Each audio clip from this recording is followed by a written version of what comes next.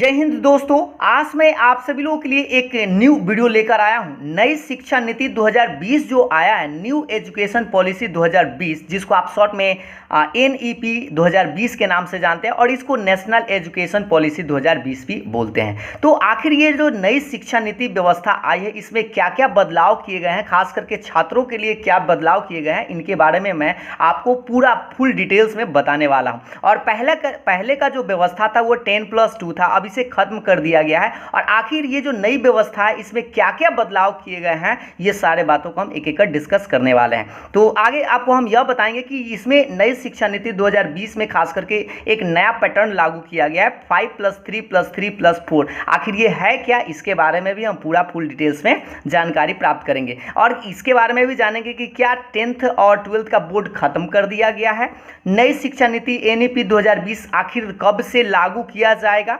और उसके बाद आपको हम बताएंगे कि अब ग्रेजुएशन यानी स्नातक 3 या 4 साल का होगा। अगर आप बीच में ग्रेजुएशन करते टाइम 1 साल या 2 साल करते हुए पढ़ाई करके आप छोड़ देते हैं तो आपको क्या मिल सकता है, क्या उसका कुछ फ़ायदा है या नहीं है, और कुछ मुख्य बातों के बारे में हम डिस्कस करेंगे। खास बात इसके बारे में ही करने वाले हैं कि न्यू एजुकेशन पॉलिसी जो है 2020, इसके बारे में। ठीक है, तो उससे पहले हम लोगों को पहले समझना होगा कि आखिर जो पुराना व्यवस्था था 10+2 ये है क्या, इसके बारे में पहले हम लोग पूरा डिटेल्स में जान लेते हैं। तो आप लोग वीडियो को शुरू से लेकर अंत तक जरूर देखिएगा ताकि आपको कोई भी बात मिस ना हो। तो चलिए स्टार्ट करते हैं आज के इस इंपॉर्टेंट वीडियो। बता दें जो सबसे पहला जो व्यवस्था हम लोगों के पास था कि 1900, पहले आपको बता दें कि न्यू एजुकेशन पॉलिसी जो है सबसे शुरुआत में जो है ना वह 1968 में आया था। ठीक है, और उसके बाद जो है वह 1986 में आया, कुछ संशोधन करने के बाद 1992 में भी एक आया, लेकिन इसको अलग से जो है ना न्यू शिक्षा नीति मतलब अलग से कोई शिक्षा नीति के अंतर्गत इसको नहीं रखा गया। यानी कि आप कह सकते हैं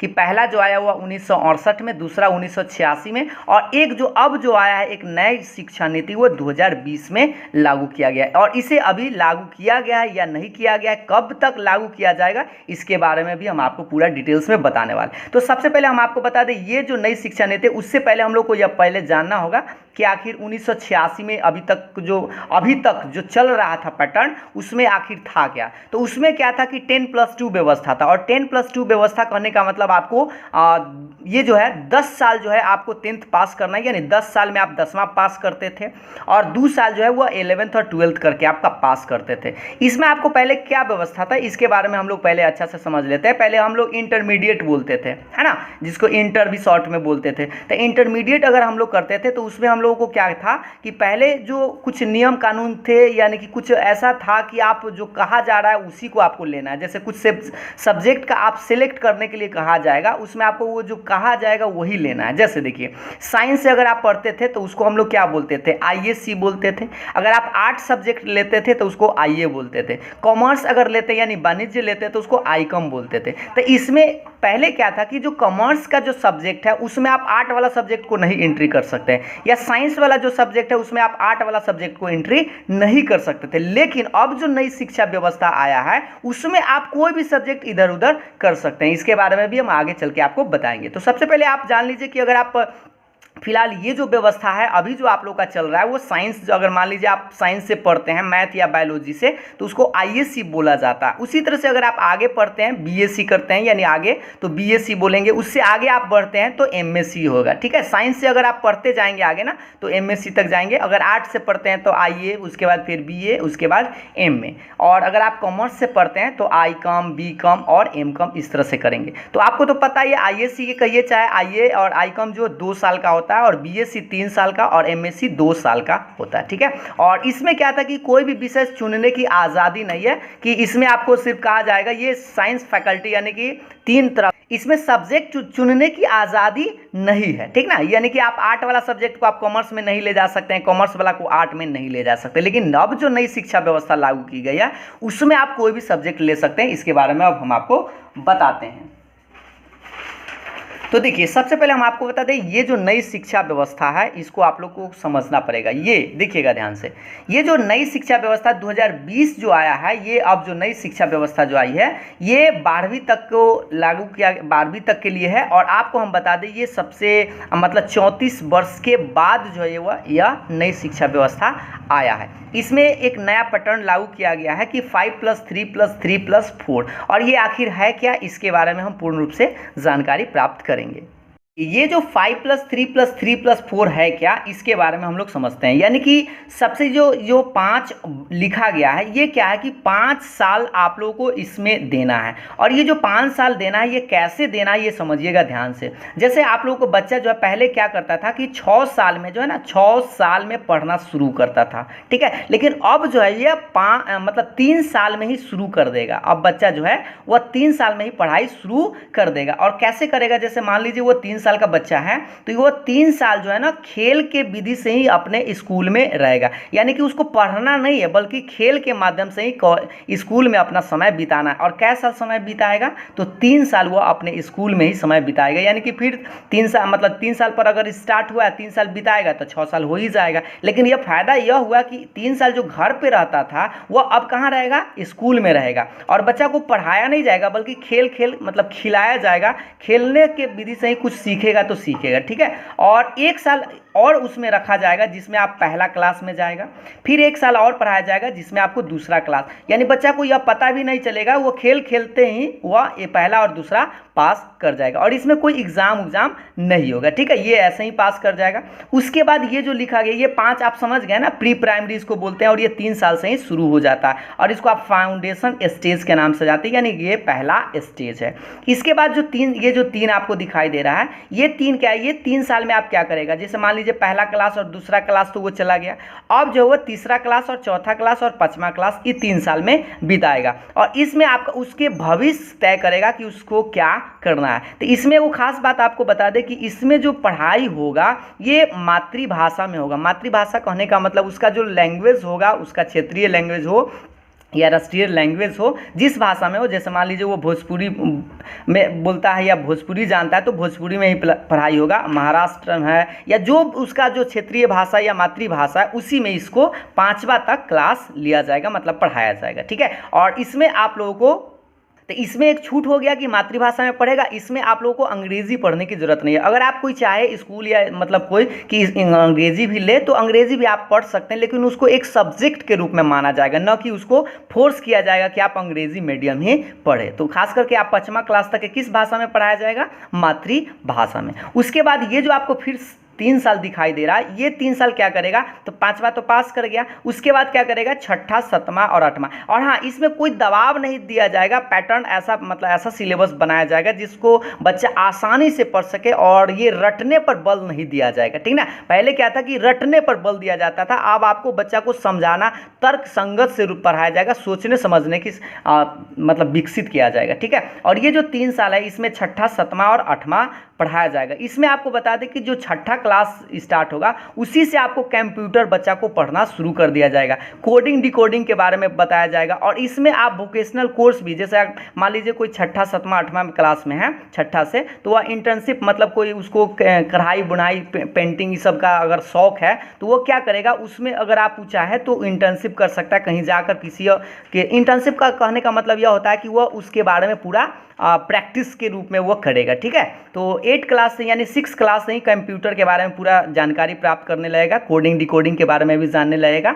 और आपको इसको क्या बोलते हैं, मिडिल स्टेज। और इसमें क्या है कि एक निश्चित पाठ्यक्रम के रूप में ही उसको पढ़ाया जाएगा 8 क्लास तक, ठीक है। तो ये मिडिल क्लास हो गया। यानी ये 3 तो समझ गए। तो देखिए एक बार फिर से, ये 5 क्या था, 5 साल पहले शुरू में रखेगा, जिसमें कि 3 साल तो बच्चा को खेलने में ही बिता देगा, और 1-1 साल वो जो पढ़ाएगा पहला क्लास और दूसरा क्लास में ले चलेगा। ये 3 क्या था, तीसरा चौथा 5वां जो मातृभाषा में ही पढ़ाया जाएगा। फिर ये 3 क्या था, 6ठा 7वां 8वां आएगा जो मिडिल स्टेज, या इसमें निश्चित कुछ पाठ्यक्रम बनाए जाएंगे, उसके द्वारा ही इसमें पढ़ाया जाएगा। और इसमें वोकेशनल कोर्स यानी एक्स्ट्रा आप एक्टिविटी यानी कुछ सीखना चाहते हैं, तो उसमें आपको इस साइड से सिखाया भी जाएगा, जिससे कि आप कुछ जैसे कंप्यूटर के बारे में, कोडिंग के बारे में, और जैसे सिलाई बुनाई ये सब कढ़ाई आप कुछ सीख सकते हैं, ठीक है इसमें। और उसके बाद जो ये जो लास्ट आपको जो ये 4 4 साल जो बिताना है ये 9th 10th 11th और 12th आप लोग को इसमें बिताना। और आपको बता दें कि अब जो एग्ज़ाम होने वाला है वह 1 साल में एक बार जो होता था वो नहीं होगा, बल्कि अब जो है सेमेस्टर वाइज होगा, यानी 9th से ही आप लोगों का जो 12th तक एग्ज़ाम होगा वह सेमेस्टर वाइज होगा। और आपको बता दें कि 2 सेमेस्टर होगा, यानी 6 माह पर, मतलब 6 मंथ पर ही आपको 1 सेमेस्टर देना होगा। ऐसा अब नहीं होगा कि आपको, ये बच्चा क्या करता था कि पहले 1 साल मतलब बाद में एग्ज़ाम होता था तो 2-3 महीना पढ़ के और एग्ज़ाम पास कर जाता था,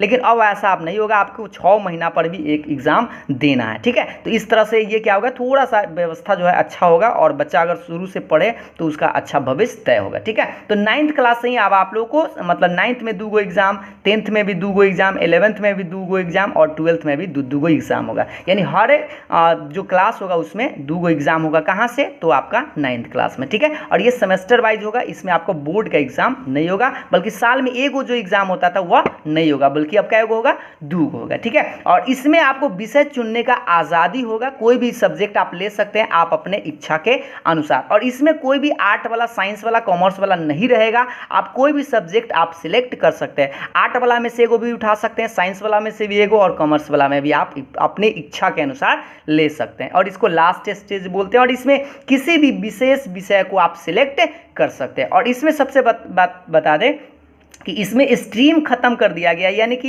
ये जो आपको बताया था शुरू में आईएससी, आईए और आईकॉम, ये सब हट जाएगा, ये सब हट जाएगा और सीधा इंटरमीडिएट कहलाएगा। ठीक है, और इंटरमीडिएट में आप कोई भी सब्जेक्ट ले सकते हैं। तो यहाँ तक तो आप लोगों को समझ में आ गया, ये नया चीज़ आपको समझ में आ गया होगा कि 5+3+3+4 आखिर है क्या।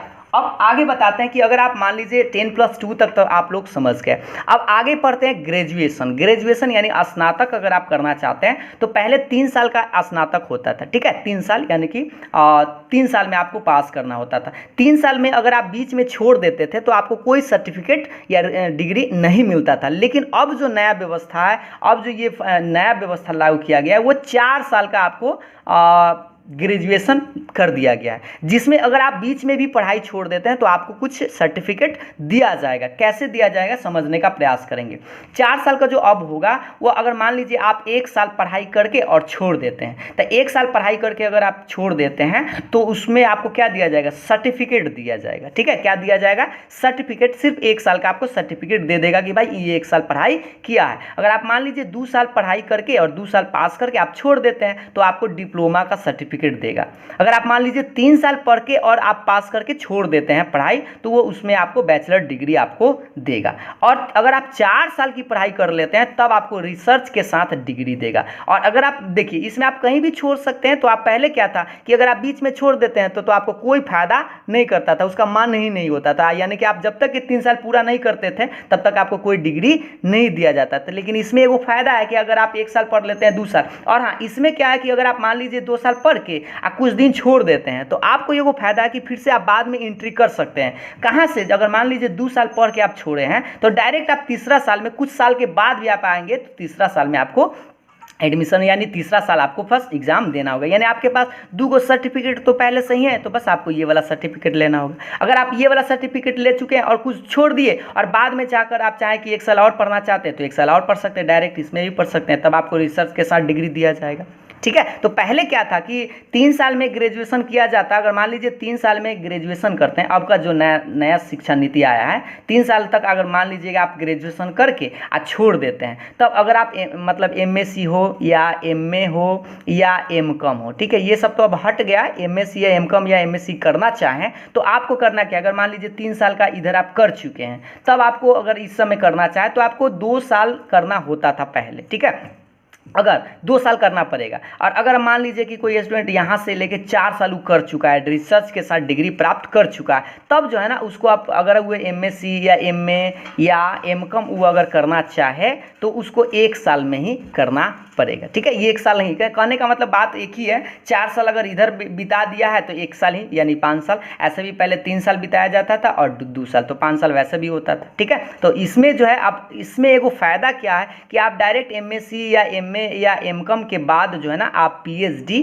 कर सकते हैं, ठीक है। PhD आप डायरेक्ट कर सकते हैं। ये एक नया शिक्षा व्यवस्था है जिसमें कि आपको बहुत सारा फायदा होगा। अंत में हम आप लोगों से बताते हैं कि इसमें कुछ मुख्य बातें क्या था, यानी कि अब जो है मुख्य बातें यह है कि अब जो है वह 10+2 ये खत्म कर दिया गया है। 10th बोर्ड अब हट गया है। इसमें MPhil का जो एक कोर्स था यह भी हटा दिया गया, ठीक है। यानी अब जो नई शिक्षा नीति व्यवस्था है उसमें आपको 5+3+3+4 के अंतर्गत ही आपको पढ़ाया जाएगा। और इसमें आप जानते ही हैं, इसमें आप जानते हैं कि आपको क्या है कि अब जो पैटर्न एग्जाम जो होगा ये स्नातक जो हुआ 4 साल का कर दिया गया है। और इसमें स्ट्रीम यानी संकाय जो है कोई भी सब्जेक्ट आप ले सकते हैं, इसको कोई भी विषय चुनने का आज़ादी दे दिया गया है। यानी कि अब ISC IA और ICOM नहीं रहेगा, कोई भी सब्जेक्ट आप ले सकते हैं। यानी मतलब कहने का मतलब साइंस का एगो सब्जेक्ट ले सकते हैं, एगो आर्ट का ले सकते हैं और एगो कॉमर्स का, कोई भी आप सब्जेक्ट आप अपनी इच्छा के अनुसार ले सकते हैं। साल में 2 बार परीक्षा होगा, फर्स्ट सेमेस्टर सेकेंड सेमेस्टर। और जो एग्जाम होगा वो कहाँ से स्टार्ट हो जाएगा, 9th 10th से, मतलब 9th 10th 11th और 12th में दो गो एग्जाम होगा। और NEP ये जो 2020 जो है अभी तक लागू हुआ है या नहीं हुआ इसके बारे में हम बता दें आपको। इसका जो लक्ष्य रखा गया है वो 2040 है और इसे अभी तक लागू नहीं किया गया। एक फेक न्यूज़ भी चला था कि 1 अप्रैल 2022 से यह लागू हो गया है, लेकिन ऐसा नहीं है, ये फेक न्यूज़ है। कोई फेक न्यूज़ चलाया था जो बहुत सारा आप देखे भी थे, न्यूज़ में फेक न्यूज़ चला था जिसमें बोला गया था कि 1 अप्रैल से ये लागू हो गया, लेकिन ये लागू नहीं हुआ है, अभी तक लागू नहीं हुआ है, ये फेक न्यूज़ था, ठीक है। तो आप समझ गए होंगे कि इसमें ये जो नई शिक्षा व्यवस्था है इसमें लागू करने के लिए कुछ समय लगेगा। वैसे ही जल्दी में तो ये स्टार्ट होगा नहीं, क्योंकि आप जानते हैं इसमें बहुत सारा टीचर, ट्रेन टीचर की ज़रूरत पड़ेगा। क्योंकि आपको बता दें शुरू में यहाँ पर हमने आपको बताया कि ये जो 5 साल जो बिताएगा, 3 साल तो खेल के द्वारा ही बिता देगा, 1 साल पढ़ाएगा, तो इसमें कुछ ट्रेन टीचर होंगे जो बच्चा को सिर्फ खिलाएगा, है ना, पढ़ाएगा नहीं। पढ़ाई स्टार्ट कहाँ से होगा, तीसरा साल से स्टार्ट होगा, इस तरह से आगे। और यहाँ पर अब कंप्यूटर कोडिंग डिकोडिंग के बारे में भी अगर स्पेशल पढ़ाया जाएगा तो आप समझ सकते हैं कि टीचर का भी अच्छा से व्यवस्था करना पड़ेगा। तो इसमें थोड़ा सा भी आप लोग को समय लग सकता है। देखिए ये कब तक लागू होता है, जैसे ही लागू होता है तो आप लोगों को तो फिर नोटिफिकेशन से पता चल जाएगा। तो उम्मीद है आप लोग को ये 5+3+3+4 नया जो शिक्षा नीति व्यवस्था आया है इसके बारे में आप लोग को समझ में आ गया होगा। तो अगर आप लोग को समझ में आया हो, वीडियो अच्छा लगा हो तो लाइक शेयर ज़रूर करिएगा। तो फिर मिलेंगे नेक्स्ट वीडियो में। और हाँ, लास्ट में हम आपको बता दें, अगर आप इसके बारे में पूरा फुल डिटेल्स में जानना चाहते हैं कि अभी तो खैर आप लोग का जो शिक्षा व्यवस्था यही है, इसी में आप ISC ICOM ही कर रहे हैं, इसमें अभी कोई बदलाव नहीं हुआ है। 10th का बोर्ड का एग्जाम अभी खत्म नहीं हुआ है, जैसा है वैसा ही अभी तक है, ठीक है। जैसे ही लागू होता है तो फिर आप लोगों को पता चल ही जाएगा, या हम नोटिफिकेशन के या वीडियो बनाकर आपको बता देंगे। तो अभी इसके बारे में अगर आप चाहें तो पूरा डिटेल्स में अगर आप कहेंगे तो इसके बारे में भी हम एक वीडियो बना देंगे कि ISC में कौन कौन सा सब्जेक्ट होता है, IA में और ICOM में कौन कौन सा सब्जेक्ट है, यह भी हम आपको एक वीडियो बनाकर बता देंगे अगर आप लोग कहेंगे तो। चलिए, तो उम्मीद है आप लोग को समझ में आया होगा। अगर आप लोग को समझ में आया हो तो वीडियो को लाइक शेयर जरूर करिएगा। फिर मिलेंगे नेक्स्ट वीडियो में, तब तक के लिए बाय बाय, थैंक यू।